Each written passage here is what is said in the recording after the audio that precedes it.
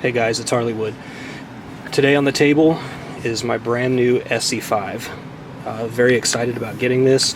If you saw my video on the ESEE 4, I love this knife. They kind of have a different purpose of use, each one of them.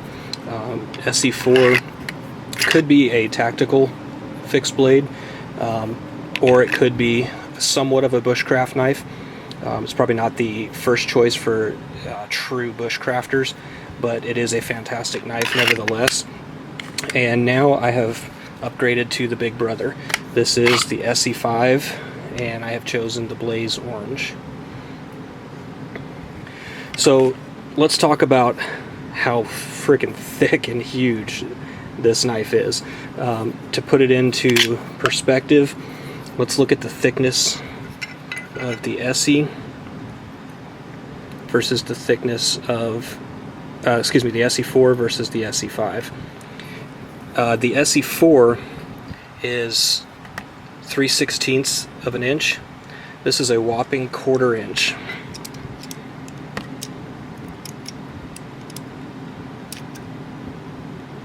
Let's zero it out first.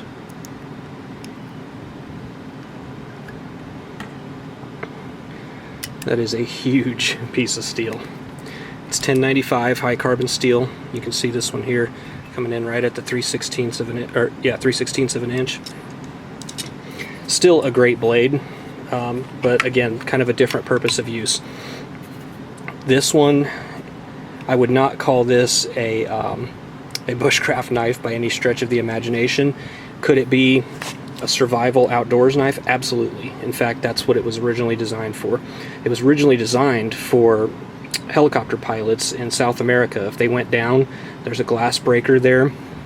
There's a bow drill. I can't imagine anybody ever actually using this to bear down with your actual knife, but you know, maybe so. But this was actually made for them to survive out in the wilderness if they crashed in the jungles, and it is a honking piece of survival knife, I tell you that. So again, 1/4 inch, 1095 high carbon steel. You will have to keep a light layer of oil on the blade. I'm going to go ahead and frog lube it, get it nice and hot, frog lube it. Hopefully it'll soak down into the actual pores of the metal and help to protect it a little bit better. But it feels good in the hand. I have large size hands. I wear a large glove. You can see how much extra sticks out there. It feels massive in the hand. This is not going to be an official field test review. I'm going to do one of those in the next couple weeks. So if you're interested in seeing that, hit subscribe. I just wanted to show you this unboxing. Could this be used for, you know, feather sticks or whittling? Sure, probably. Is it the best thing for that? Probably not. It's such a honking piece of steel that it's not going to be very comfortable if you're making feather sticks or you know, trying to do some finer detail work. That's kind of where the ESEE 4 would come in. This one, see the finger choil right there? You can choke up really well on this and get some good detailed work. This one does not have a finger choil. It does have this space right here, but your finger's probably going to touch the blade right there, so I wouldn't advise using it like that. And it actually feels a lot better in the hand if you was to do a lot of fine detail work if I could choke up like that. If I had a glove on, a thick leather glove, I might feel a little more comfortable doing that, but there is no dedicated finger choil for that type of activity. Here's a look at the glass breaker. They are all serial numbered. Those micarta scales, you can see the quality of them and the texture. I'm actually going to order another set of grips for this. TheKnifeConnection.com has a bunch of custom grips for these. They're all G10 and various micarta offerings, so I'm probably going to order something different. Here you see. But that's it, guys. Just a real quick review of this. It feels good in the hand. I could kind of see some hot spots because this is, I wouldn't call it squared off because it is actually rounded. You can see it there. It is actually rounded, but because of the width of this, it does kind of bear into your hand right in here, especially if you were chopping. That's another thing. Because it doesn't have much of a bulb back here, if you're chopping with this, it's probably going to have a tendency to do that on you. So I'm going to have to put a pinky lanyard on here to affix it to the pinky so that I can, you know, whack with this, and I'll show you all that when I actually do the field test. But that's it, guys. The ESEE5. Let's take a look at the sheath before I let you go here. The sheath, this is the ESEE4 sheath. This is the ESEE5. They are identical with the exception of this guy right here. So this is to tighten the grip on the knife. When I put it in there, you can see it comes out. I mean, it retains well. It's not going to come out. But if you slide this guy up, it really locks it in there. I mean, I can't even pull it out. Oh, there we go. So yeah, it really locks it in there.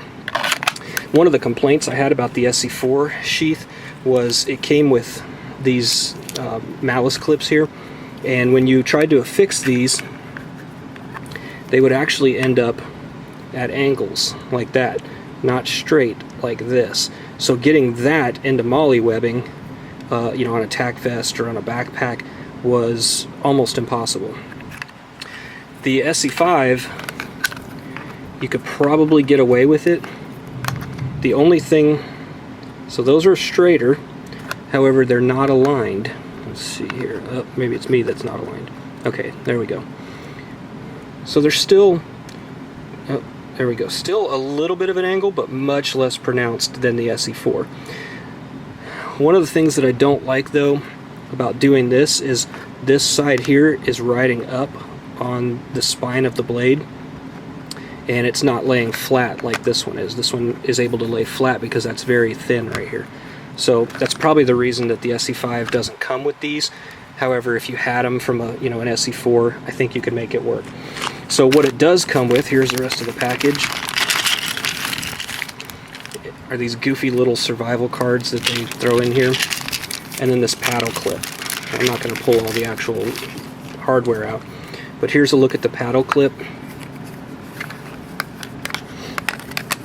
that mounts just like that.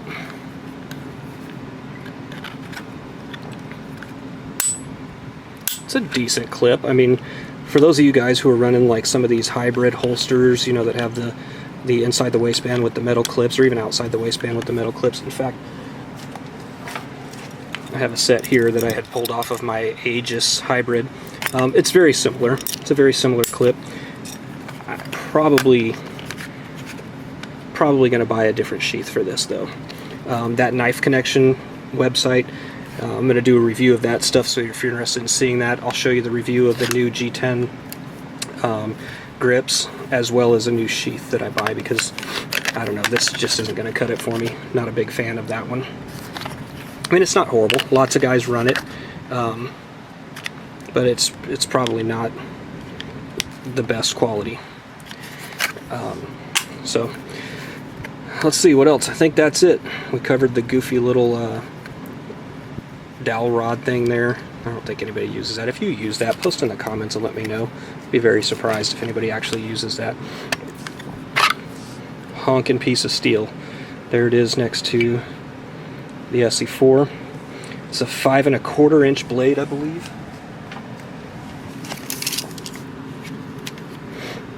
Right at 5 1/2. Let's see if I can get the glare off that. From tip right to the grips, whereas the ESEE4 is right at 4 1/2. The actual cutting length here is about 5 1/8, and the ESEE is about 4 1/8. So that'll give you an idea of the actual length of the blade. Great piece of steel. Weighs a full pound, 16 ounces. Whereas I believe this guy weighs 8 ounces. I could be off on that one, but I know I'm not off on this one. A full pound. That is a lot of weight for a knife. So if you like what you saw, hit the subscribe button. I'm going to do a comparison of the ESEE5 against a couple other survival knives that I have to kind of give you an idea, in case you have any of those and you're looking to buy an ESEE5, so you would know what to expect. Be on the lookout for that video. Hit subscribe. Have any comments, post them below. And as always, thanks for watching.